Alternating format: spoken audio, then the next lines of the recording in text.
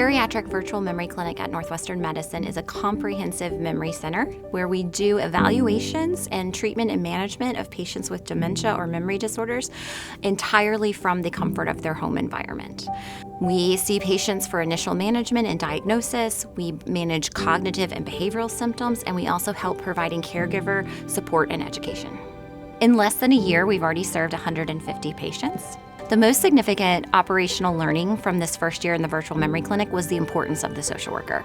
Our social worker does our intake initially, and this helps with not only obtaining information about the patient's social history, obtaining our testing, both cognitive and mood testing, but also helps with the families and the ease of technology. She basically tests out the technology before the visit with the provider, and this has significantly reduced no-show visits and cancellations. So patients who normally would see in a memory clinic a pretty high no-show rate, we've had a significantly lower no-show rate in this clinic.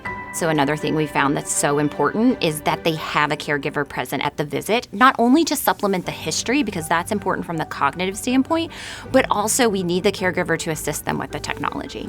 The virtual format significantly increased access to care. So it's both reduced patients' and caregivers' need for travel to in-person visits.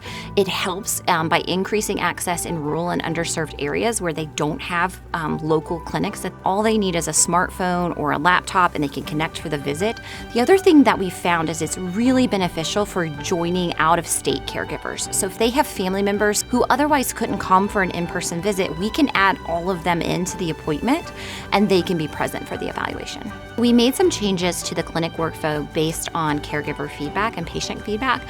The first was that we sort of formalized our social work intake, and then we've also formalized our intake forms. So we can send our intake forms to the patient or the caregiver, but if they can't get them or they have access trouble or they're not able to open the email, our social worker actually calls and goes through the forms with them. So all of that is completed before the visit, which is so helpful for the provider.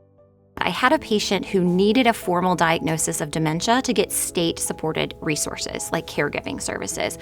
But oftentimes we'll see that patients are very reluctant to going to a neurology appointment or to a geriatrics appointment for a cognitive evaluation. So this is where the virtual memory clinic really has come in helpful. It is much easier to get your loved one to go to a virtual appointment than to an in-person appointment. So then I can see the patient, assess them, give them that diagnosis that's so critical for them obtaining resources and care.